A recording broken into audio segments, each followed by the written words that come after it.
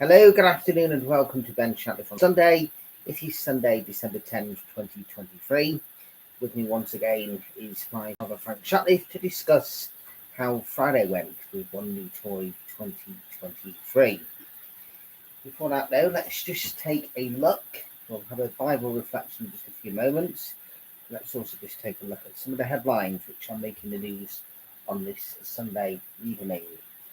Hamas has set a condition for the release of hostages as heavy fighting continues in both Israel and Palestine. Two girls have been arrested over the violent robbery of a Jewish woman in London, treated as a possible anti-Semitism attack. The public have been told to avoid an area after reports that a tornado struck an Irish village as heavy rain is forecast here in the United Kingdom. Homes and cars have been seriously damaged, and police have told the public to avoid the area after a possible tornado hit the Irish village, the village of Leitrim in County Leitrim. There's been a wholehearted apology from McDonald's after a video was posted on social media to show a security guard mopping the floor where a homeless man was sitting. The video was taken on Victoria Street in London on Saturday evening. Russia has become stronger as a result of the war in Ukraine, just as it did by defeating Hitler and Napoleon, the foreign minister of Russia has claimed. In a wide-ranging series of assertions, Shatliff said the hybrid war that the West is supposedly waging against Russia is based on cancelled culture. He also claimed the West's 500-year domination of the world is coming to an end. And I've got a little message for you. I think your time itself as a Russian foreign minister and Putin's time as president is going to come to an end after what you've done to Ukraine and other countries over the years. It's almost laughable, some of the stuff that man comes out with, if it wasn't so serious. Absolutely disgusting words from a man who shouldn't even be allowed to walk around the world stage after what Russia has done to Ukraine. Now, we'll just move on and have a look at a piece from the Bible. And it is glorious things of you are spoken. A psalm of the song of Korah. A soul on the holy mount stands the city he founded. The Lord loves the gates of Zion more than of the dwelling places of Jacob. Glorious things of you are spoken, O city of God. It's amazing once again how certain things when you just open the Bible with other stuff which is going on. Right, okay, now one thing I didn't ask you to do is to wash your hands after blowing your nose whilst on there. But anyway, he's here once again, the man that planted the seed to bring me onto this earth, Frank Shatliff. Now, is Friday a success? Absolutely, yeah. Yes, no question about it. Obviously, we're going through cost of living crisis. And there's lots and lots of events taking place where people are asking for donations. Mhm. You know, the school fairs and other charities and everything else. But I don't know what it is with Prestwick and particularly some of the businesses, because they've been absolutely fantastic. And there's no way you can thank them, really. You only just say thank you, and that's it, really. You know, we've had different businesses. We've had Macca's Bar in the Precinct come on board this year for the first time, and they've been brilliant. Not only just donating gifts from all the customers and everything, but they've also donated flyers what you could give out around different locations. Mm-hmm. Without actually pinpointing individual groups, I've got to mention, and it's brilliant. This is the Prestwick Scout Group. Whatever they do. They always seems to rise to the occasion. Mhm. And this time, in terms of collecting toys and gifts for children who are in the situation who follow the don't, the 8 Prestwicks are absolutely brilliant again. And we must have got at least 4 or 5 bags of gifts from them. And then they indicate at the time we just got a few things and those 4 or 5 bags. Well, that's right, yeah. I mean, a couple of days before that, they got in touch with me and said it's just a bit quiet. And I said, well, whatever you get, whether it's one or whatever, it all does help. There's no question about that. But as I say, they got about 4 or 5 bags. Do you think that the actual support itself this time, in terms of like different businesses, local businesses getting involved, has been more than what it has been on the previous occasions? And I know that you can't give a total of how many toys have been donated as yet, because that will be in a few days' time when you'll get that idea. Yeah. But in terms of actual support from different businesses, would you say that's been more this time or possibly similar? Well, it's certain sections have been sort of critical level compared to last year. But with the Macca's Bar coming on board, it's up the ante a bit. So all in all, taking into account what we've done and the cost of living, I think we've done extremely well. That's all I can say. And all credit to everybody who's been involved. I can't thank people enough, really. Wood Street Mission do a whole variety of different things, not just at Christmas time, but of course people think more at Christmas time when they're thinking about people less fortunate than themselves. I know they do stuff at Easter as well, don't they? Rather than Easter eggs, sometimes it's like books for children, different stuff like that. Do you think you would do anything else any other times during the year for Wood Street, or is it just mainly the one in Troy here? Well, it's difficult to say, quite honestly, but the thing is, all as I know is that the Christmas time is it's a time where everybody should enjoy themselves and everything else. But unfortunately, lots of people are not in that position. No. I know that from many years ago. And so, like I said last time we were on it, meaning of it, we collected from around about October little gifts and put them in the bag, and we had probably about 6 or 7 bags, and we took them down to Bury Social Services. And that's how it all kicked off for me. But when I started doing the road run, the first one was cancelled. I knew full well that families would be struggling because of COVID, and so we set up the one near Childcare, which took off. And up until, I think I mentioned it last time, not to forgive me if it did, but according to Wood Street, like over the first 3 years, we've collected 5,500 gifts over the first 3 years. Good. So really, that's like 5,500 young children that would benefit from what's been given. Well, so I suppose that then again, that's in the first 3 years. It may be, but still, whichever way. That's the first 2 years. Obviously, we don't know what we've done this year. No. Obviously, because everything's handed over to Wood Street, and they have to sort everything out. Because obviously you've got girls present, boys present, and the ages from 0 to 14. So they've got to sort all that out, and that's what the process will be ongoing now. But there's no question about it. It's a fantastic feeling helping. Well, no, definitely.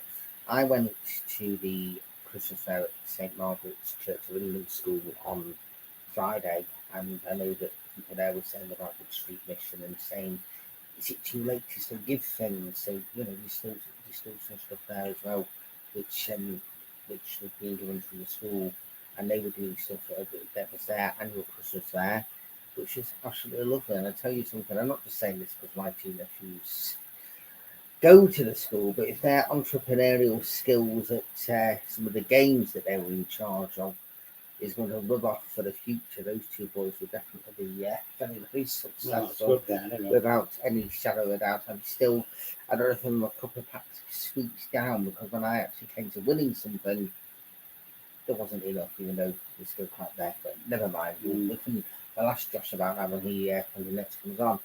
But very, very successful. There's loads of different ones as well that came to give a hand on the day as well, wasn't there? But, that's right. I was at Morrison's first at 9 o'clock in the morning, and our good friend Richard down in Booth came with his Peterbilt American vehicle, Right. and he was there for 9 o'clock, and he drove all the way up from Stafford. And I must admit, I must praise Richie, because I've never come across a bloke so good-natured. To turn up into, first of all, Whitefield, and we collected at Morrison's, and then we went over to Tesco and stayed there till just after 3, quarter past 3. Right. And then into Manchester to Wood Street. Mm-hmm. There's not that many people doing that, and heading back to Stafford. At the time though, you were getting out Friday evening thinking, let's get home kind of thing. That's right. No, all in all, apart from the weather, it was a successful day. There's no question about that. With people coming in with toys and that, because we put the publicity out on Facebook, and different people had posted on their Facebook pages and everything.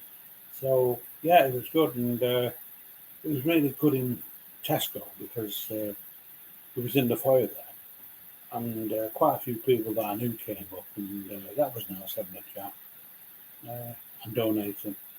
So yeah, that was good, excellent. And we had Dave and his Jeep, his American ambulance, and he brought an assistant with him, dressed up as an American, female soldier, whatever you want to. I think there's a name for them. I don't know what it is. And she was there all day, but it was, all in all, it was a good. And I just can't get over the fact how generous people are. That's good. I'm going to ask a question now. Should places such as Wood Street and all these other places have to be here in this current 21st century? Not meaning they shouldn't be, I'm just asking the question. Really, we're supposed to be one of the, I don't know, 4th, 5th, 6th richest countries in the world, but people are still struggling, aren't they? Well, Wood Street is one of the oldest towns in Manchester. Exactly. And when I went last year, just before, probably about 3 days before the actual, where they do stuff out, I went round the corner into Wood Street, and there was a long queue of children, grown up families in the woods, and it was like queuing outside the cinema, and they were queuing to go into Wood Street to try and get, help. That's in our time. No, I understand that. Have things got worse over recent? Well, has it got any worse over the last 3 years than possibly what it was? I mean, I'm not in any way. The point I'm trying to get at here, by the way, in case anybody, feel free anyone to criticise me asking a question, but I'm asking maybe what other people might want to ask. Well, the point I'm trying to get at, good work is done by places such as Wood Street and many others, by people like Frank and others that will actually go out and actually do as much as they can to get people to donate to Wood Street. But in this 2023, almost 2024, it's wrong that people should be in a situation where poverty is still there, isn't it? That's the point I'm trying to get at. Yeah, in an ideal world it wouldn't happen, would it? Unfortunately, it does, and that charity Wood Street in particular, I've been going about 130 years. I completely understand. I mean, you can see all photographs of Woods of families queuing up into Deansgate over 100 odd years ago, and they're still doing it today. So, what is the answer?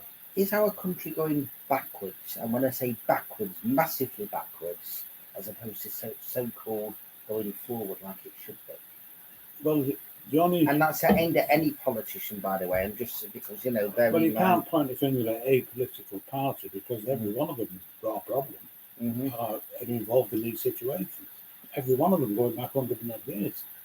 Because you can say a scenario where and I'm just saying this, all I'm thinking about, and this is, I'm sure what many of us are, is that in 2023, the world should be in a better place completely all round than what it is. There is massive poverty, people struggling to make ends meet, and a whole variety of things.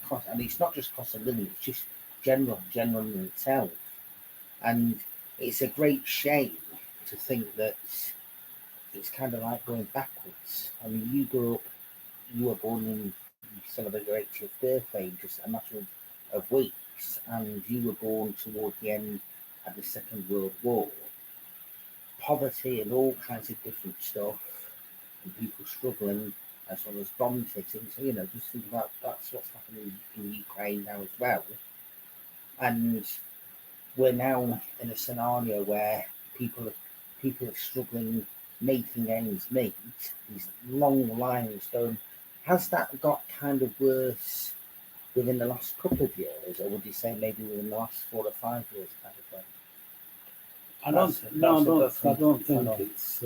I mean, I can only speak for what I do at Wood Street. I can only speak for what I've seen. Yeah. And that's all I can do. But I should imagine these situations are pretty much the same whichever charity you're involved with, right? And when you say, can you point the finger? Well, there's only one group of people who can point the finger at, and I'm not just saying that this period. Let's go back 100 years. It's got to be politicians, right? And the thing is, that's what you would call planning for the future, advanced planning. It doesn't seem to happen because it's obviously within situations now whereby it wouldn't happen if thought would have gone to it many, many years ago. So that's all I can say, really. And of course, next year we're going to have general elections, mayor elections, a whole variety of very different elections here in the United Kingdom. I mean, like you just mentioned there, because of course in Manchester you've got a scenario where you've got councillors, a mayor, and then of course you've got a government, you've got MPs, but then you've got a cross section of different political parties. I think you've got Labour in control of Manchester, so Labour mayor, the Conservatives in government. But if it was just a specific party that was kind of government, mayor, councillor, MPs, would that make any kind of a difference? I'm asking that in a completely neutral perspective before anybody starts saying I'm trying to fly the flag for any specific. The thing is, everything you mentioned there cost the public money, right? It's as simple as that. I mean, Bury alone, you've got 50 odd councillors, if I'm not mistaken. And again, it costs us nearly £700,000, right, to cover the cost of expenses for people. And that's before you fill a pothole. So multiply that by 10, if you've got 10 local authorities, that's a lot of money before anything actually gets done. But anyway, I'm not going into politics. I know. I was asking a question there about the fact that I prefer to do what I do and try and help charities like the road run if it takes place next year. Some charity or good cause, don't have to be a charity. They'll probably, gain something by what we do, and that's the important bit. Exactly. No, I'm not disagreeing. I was just asking those questions there because it's a great shame in this so-called 21st century that people are still struggling to make ends meet, and it's not always through faults of people's own either as to why people are in that scenario. But nevertheless, whichever fault it is, it's happening, right? And there's good people out there like Wood Street and hundreds of other charities, that are going all out hell-bent to help. Don't forget, there's charities and charities. There's some big charities whereby they have executives and all this sort of talking about getting paid £109,000 a year. Well, to me, that is not a charity. Really. No, because I know you need somebody to run it, but they want it a lot bloody less than that. Let's not use any kind of language. It's just annoying me because there's people out there who are struggling. Yeah, I know. Right, and there's people milking things, milking charities, because there's other people suffering. I mean, when it's an organisation, if it's something like Wall Street, understandable, people need to get, if people aren't actually working there, they need to get wages and stuff like that. When there's these events that you see on the television, as an example, where they do these different, where they call them telethons, but I'm not going to name any in specific, but then you hear in cases then of celebrities asking for fees and stuff. For me, if I was in a scenario where somebody asked me to host something to raise money for charity, you do that for your own good nature.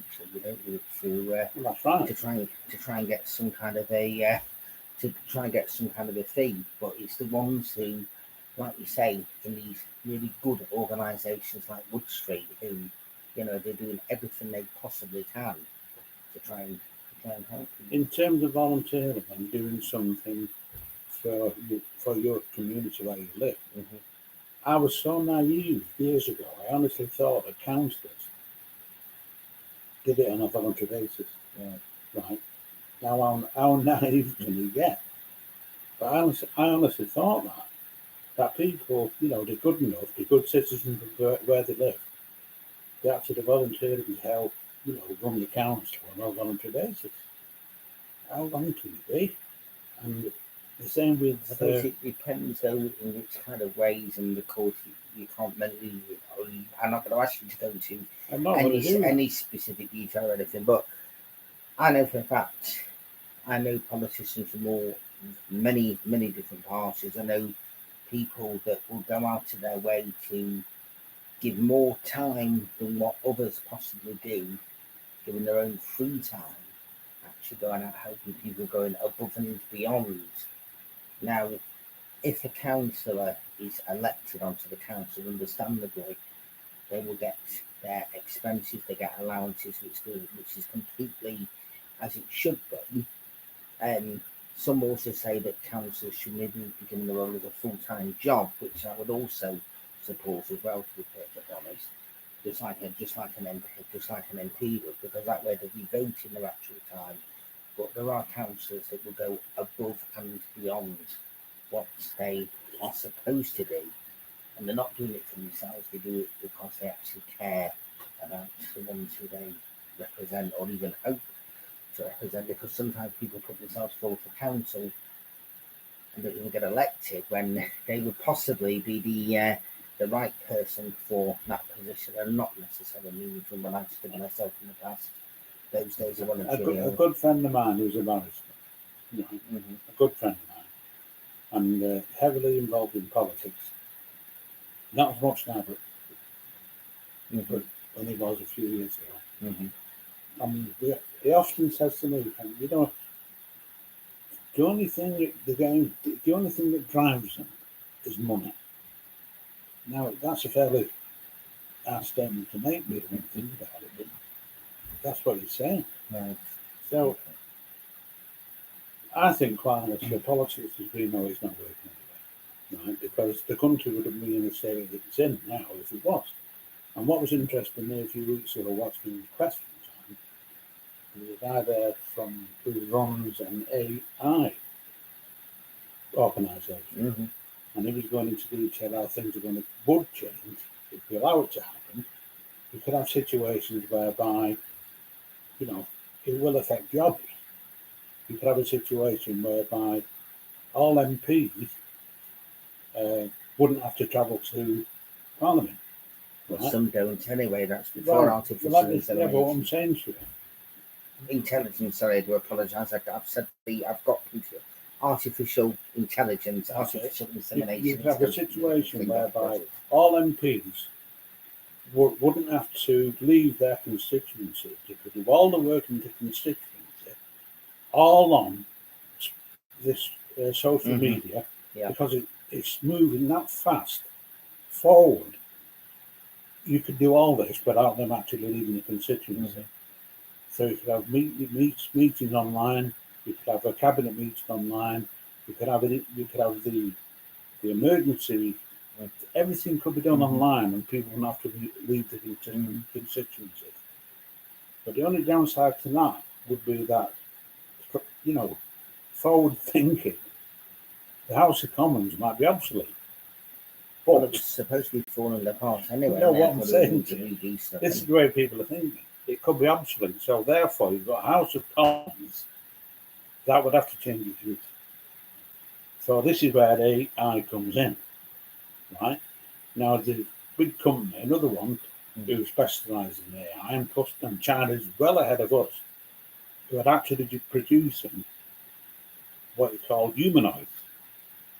Right? You can hardly tell the difference between a humanoid So what you can actually do is fill the House of Commons with humanoids, right? We call them dummies. And people probably wouldn't tell the difference. We call them dummies, and what you could do then, you can actually open the House of Commons, to a new theme park, whereby people could come in, pay a decent fee, and so it pay for itself. So you'd have all your MPs at home in the constituencies, and House of Commons for the dummies. And it's, it could be a future thing, really. Some might say that is definitely already the case, and I don't think anyone would disagree with me for saying that, and that's taken in a completely balanced perception. We are still live on air, by the way, just in case you are. People take it this seriously, it's up to them, but the thing is, with technology moving that fast, this type of stuff could be in the future. Yeah. Don't like laughing now. I remember 67 years ago, about heart transplant. That'll never happen. South African doctor did it. I remember the late Bill Tarmy, who portrayed Jack Duckworth on Coronation Street, which celebrated its 63rd anniversary yesterday. Coronation Street, a happy birthday. And I remember when he had a cardiac heart put in.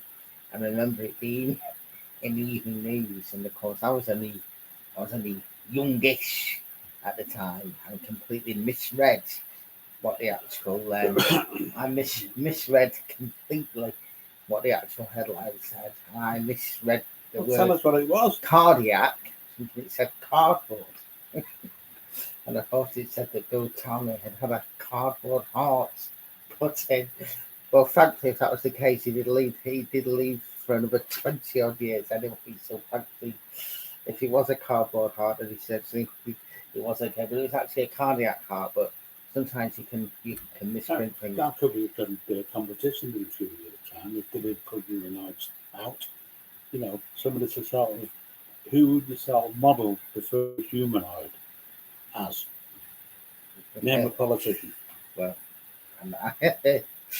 maybe one could be winning in the jungle this evening and might go for it, or maybe a former prime minister who appeared before the inquiry.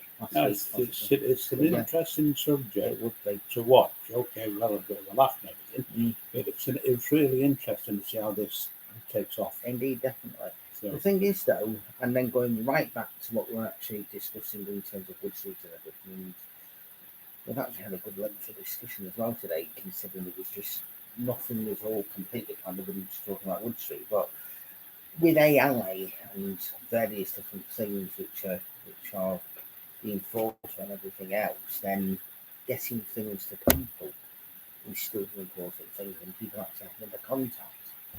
Almost 4 years ago now, when we all had to go into lockdown and we were just literally in our own homes, and when we used to go and clap on the Thursday evening and wave over to neighbours and bang a pan and various different stuff, we all missed that interaction with people, and using things like AI and things like that is then going away from certain stuff. Because, don't get me wrong, I mean, for this, all this is all real behind, but AI for doing things like what we do on here to try and make things look a bit grander kind of things. When you say AI, what we do on here? No, I'm just if you let me please finish what I'm saying, but in terms of for a nice studio look or something like that, then that's good. But in terms of maybe actually replacing that direct contact, then it doesn't work in that sense. But I would say that when you mentioned that about COVID meetings, something really major is going on, which is more often the case whenever a COVID meeting is called anyway. Then people actually interacting rather than actually spending time actually travelling from A to B, which might only be a few minutes. Switch the laptop and actually get talking using Zoom or Teams is not necessarily a bad idea. And I mean, people do that now anyway, but it's at least that way you're getting something looked at rather than messing around, everyone on meeting and getting just, Well, think of the expenses it would save. If MPs were in their community, in their constituency all the time, right? Yeah. And easy access to the people who represent. Mm-hmm. That I can't see a fault with that. And then you've got, say, the expense to them travelling, which is our money. They cut out those expenses stands what like years and years ago. Well, not that long ago. Yeah. All that would be kicked in the truck in one fell swoop. Exactly. And that MP who had the moat, well, he could just spend his time at the moat, couldn't he, rather than having to spend the expenses on it. That was a duck house, wasn't it? Well, there's so many things. These house things skip. I think there's a term for it, skipping houses or something. Yeah, there was. All that term for all that would be gone. Yeah, right? it would be. So, to me, yeah, I do see what you mean in those kind of senses. I mean, and also there was talk about why everything all has to be in London and why it can't be around all the different areas. Some of these things we're discussing here, we'll have to save for another programme in the new year at some stage. So we will have you back on to discuss other stuff. Is there anything else that you wanted to say just in regards to Wood Street before we? Yeah, well, I've already said it. Actually, I can't thank people enough. Exactly. All I know is that anybody did know that did donate should be thinking at Christmas time, Christmas morning. You should be very proud of yourself because somewhere along the line, somebody will never meet. Yeah. Right. Some little child will be opening a present. What the people of Petridge and surrounding areas, have helped to donate. And that should bring a smile to the face.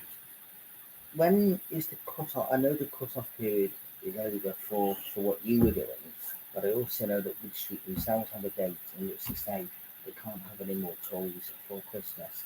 Has that already been and gone? Or no, I think if people had new toys now and took them straight down to Wood Street, there's not a problem with that. Okay. But if they don't get them out for this year, right, it's a start for next year. Okay. Right, and that's how it is. And there are also other charities as well that would also potentially receive toys, and also if anybody wanted to potentially send a toy over for a child in Ukraine, then that can also be arranged as well. If anyone wants information on that, just drop me a. Yeah, the thing is, the charities all over this. You know, people can choose whoever they give to. Indeed. I mean, obviously, my thing is Wood Street, purely and simply because of my personal experience many years ago. So was there years ago as well. And I think they do a fantastic job, like other charities anyway. But it's the actual individual personal choice who they want to give or donate to. It's their personal choice. Yeah, no, exactly. Nobody forces them to do anything. No, exactly. It's all down to them. And I just thank everybody again. I think everybody should thank you and all the others. I don't. No, that's not the case. I mean, the satisfaction I get doing this is seeing that children. And I've seen it. You know, I've collected toys or whatever. I've seen it happen. Yeah. And a smile on the face. Exactly. That's, to me, it's job done. So. Yeah, definitely. Well, thank you once again for coming on to Shatliff on Sunday. Now, kind of the latest vlog, we'll discuss quite a few different things. Just before we head off, and we'll leave with a nice, beautiful hymn, and he'll use your name as we have been doing now for quite some time. Then Shatliff on Sunday will continue next Sunday, as well as a Christmas special on Christmas Eve, and then also one on New Year's Eve as well. So I try to do this programme every Sunday if I can. Sometimes just due to some health issues, I've not been able to always be on, but I do try and run all year round. I know that there are a whole variety of various different people that tune in to Ben Shatliff on Sunday, and I've heard of different ones just this week alone, and it's very nice that people are watching, whether you do it just through supportive friendship with myself or not or whatever, then that is very, very nice.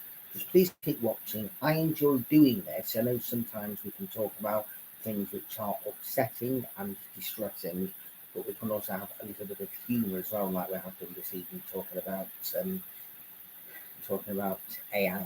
I make sure I get the correct term, because there are two versions of that. I don't want to get the wrong thing. But I do. Anybody, most people are welcome onto Ben Shatliff on Sunday. I'll say anybody is welcome, but obviously, of course, within reason, as long as they're not going to cause any kind of corruption or anything like that. But please come on if you want to, or if not, drop messages in the comments like people very often do as well.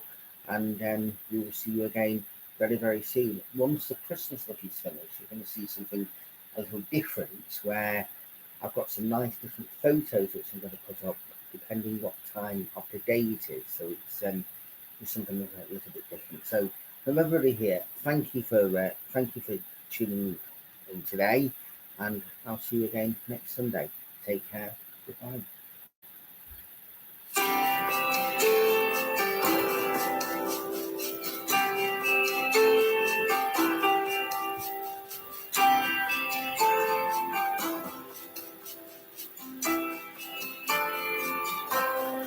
My soul is filled with joy as I sing to God my Savior.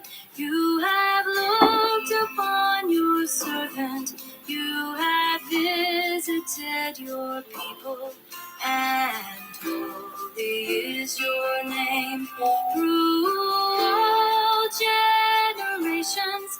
Everlasting is your mercy to the people you have chosen, and holy is your name.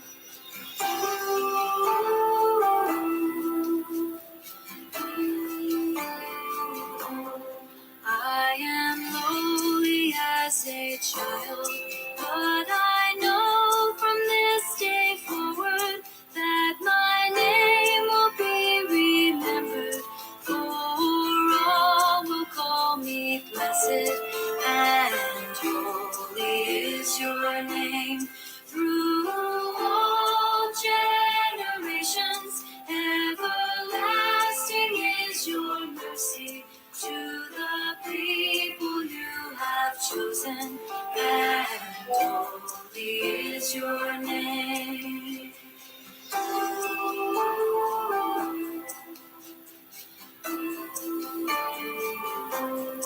I proclaim the power of God.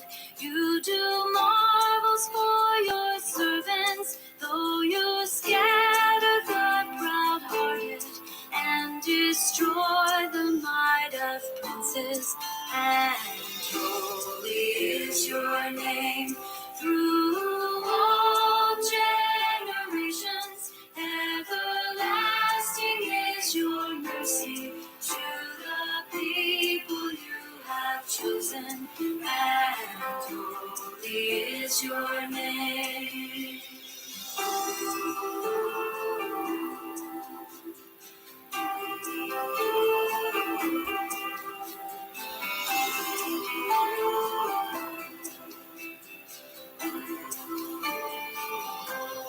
To the hungry you give food, send the rich away empty.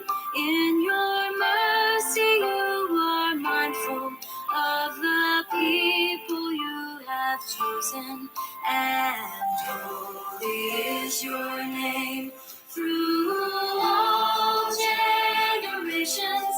Everlasting is your mercy to the people you have chosen.